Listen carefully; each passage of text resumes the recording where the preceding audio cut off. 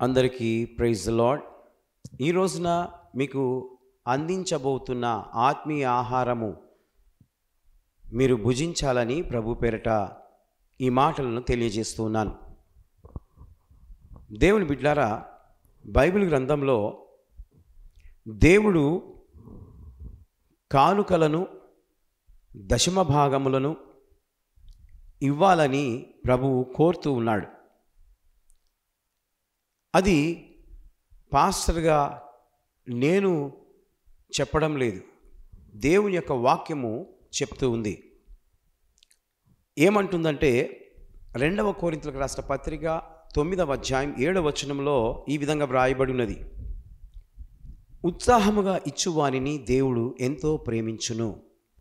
ఎవరైతే దేవునికి సంతోషంగా ఇస్తారో వారిని దేవుడు ప్రేమిస్తాడు, దాని ప్రకారం వారిని ఆశీర్వదిస్తాడు. అనగా దేవుని దగ్గర ఏమీ లేదని కాదు.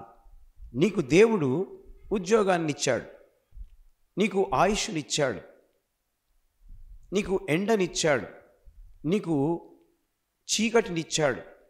అనగా దేవుడు ఉచితముగా దేవుడు వెలుగును, చీకటిని, గాలిని ఇస్తూ ఉన్నాడు. మనం దేవునికి ఏమి ఇస్తున్నాం? అనగా దేవుని యొక్క మందిరంలో ఏవేవైతే కొరతలు ఉంటాయో ఆ దైవజనునికి నీవు ఇచ్చినప్పుడు దేవుడు నిన్ను ప్రేమిస్తూ ఆశీర్వదిస్తాడు. ఎలా ఇవ్వాలట? ఉత్సాహముగా, సంతోషముగా నీవు దేవునికి కానుకలను కానుక పెట్టెలో వెయ్యాలి. ఎవరైతే ఆ విధంగా చేస్తారో వారిని మెండుగా దీవెనలు కుమ్మరించబడతాయని వాక్యంలో వ్రాయబడ్డది. దాంట్లోనే 8వ అధ్యాయం 12వ వచనంలో కూడా నెలకు ఒకసారి మీ సంపాదనలో దశమ భాగము అర్పింపవలెను అని పాత నిబంధన గ్రంథంలో వ్రాయబడి ఉన్నది.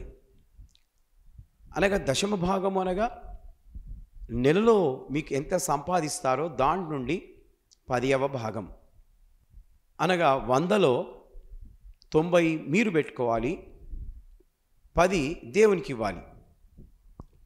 అది ధర్మశాస్త్ర గ్రంథంలో వ్రాయబడి ఉన్నది.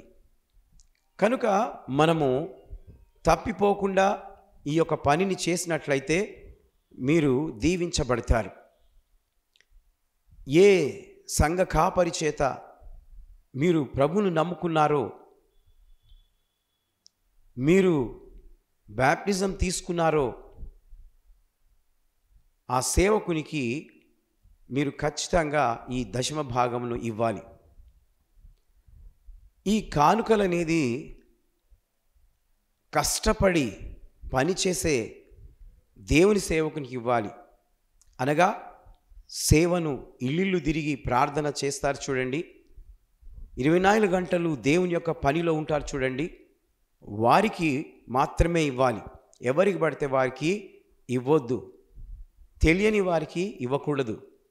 కాబట్టి దేవునికి స్తోత్రం. దేవుని బిడ్డలారా, ఆ విధంగా ఇవ్వడం వల్ల నీ యొక్క శాపము వెళ్ళిపోయి దేవుడు నిన్ను ఆశీర్వదించడము ప్రారంభిస్తాడు.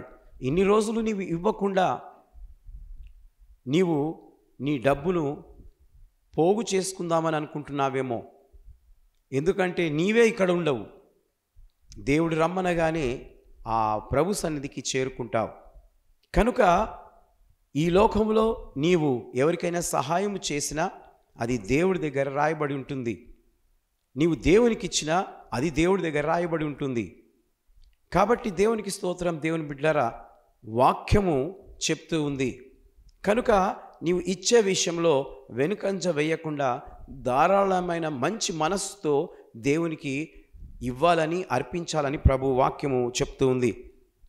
చూడండి, ఇక్కడ దశమ భాగము ఇవ్వడము పూర్వం నుండియే అది దేవుని ఆజ్ఞ. చూడండి, పూర్వం నుండియే ఈ భూమి ప్రారంభమైనప్పటి నుండి ప్రజలు ఎప్పుడైతే ఈ భూమి మీదకి రావడం ప్రారంభమయ్యారో అప్పటి నుండి దేవుని యొక్క ఆజ్ఞ అది. దేవుని యొక్క ఆజ్ఞ అది. కాబట్టి ఆ ఆజ్ఞను ఎవరైతే పాటిస్తారో వారు తప్పక వర్ధిల్లుతారు. గనుక దేవుని బిడ్డలారా, దేవుడు మరి ఈ యొక్క మాటలను మనకు తెలియజేస్తూ మాట్లాడుతూ ఉన్నాడు. ఏమంటున్నాడనంటే, యాకోబు తన మార్గములన్నిటిలో దేవుడు తనకు తోడై ఉన్నందున తాను విశ్రాంతి పొందిన స్థలమందు ఒక రాయిని నిలిపి దేవుని మందిరం నిర్మించుటకై మరి 10వ వంతు చెల్లిస్తానని దేవునికి మొక్కుకున్నాడు. ఎవరండి? బైబిల్లో ఉన్న యాకోబు. ఆయన దేవుని దగ్గర మొక్కుకున్నాడు. ఏమని? అయ్యా, నేను ఈ స్థలమందు నేను నీకు ఒక మందిరాన్ని కడతాను, నేను నీకు 10వ భాగమునిస్తాను అని అన్నాడు. అదే ప్రకారము తాను ఏ స్థలంలో అయితే పడుకున్నాడో ఆ స్థలంలో నూనె పోసి ఒక రాయిని నిలబెడతాడు. తాను తన అత్త మామ దగ్గరికి వెళ్ళి తిరిగి వస్తూ ఉండగా ఆ స్థలంను గుర్తుపట్టి అక్కడ దేవుడు యొక్క మందిరాన్ని తను నిర్మిస్తాడు, కడతాడు.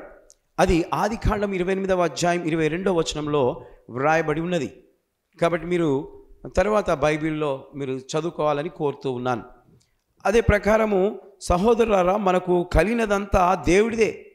మనకి ఏదైతే దేవుడు ఇస్తూ ఉన్నాడో, డబ్బే కానీ, ఇల్లే కానీ, స్థలమే కానీ, ఆస్తియే కానీ, ఏదైనా సరే మనము ఆ దేవుడిది దయతో మనకు ఇది కలిగిందని మనము ఆలోచించాలి. మనము దేవుని వారమే కావున 10వ భాగం ఇవ్వాలి అని బైబిల్లో లేవియా కాండము 27వ అధ్యాయం 30వ వచనంలో వ్రాయబడి ఉన్నది.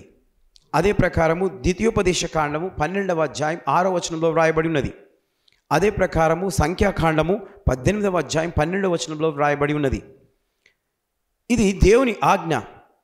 2వ దినవృత్తాంతములు 31వ అధ్యాయం 5వ వచనంలో కూడా వ్రాయబడి ఉన్నది. మీరు కావలిస్తే తర్వాత మీరు చదువుకోవాలని కోరుతున్నాను. వాక్యం చెప్తేనే మీరు ఇవ్వండి, లేకపోతే ఇవ్వకండి.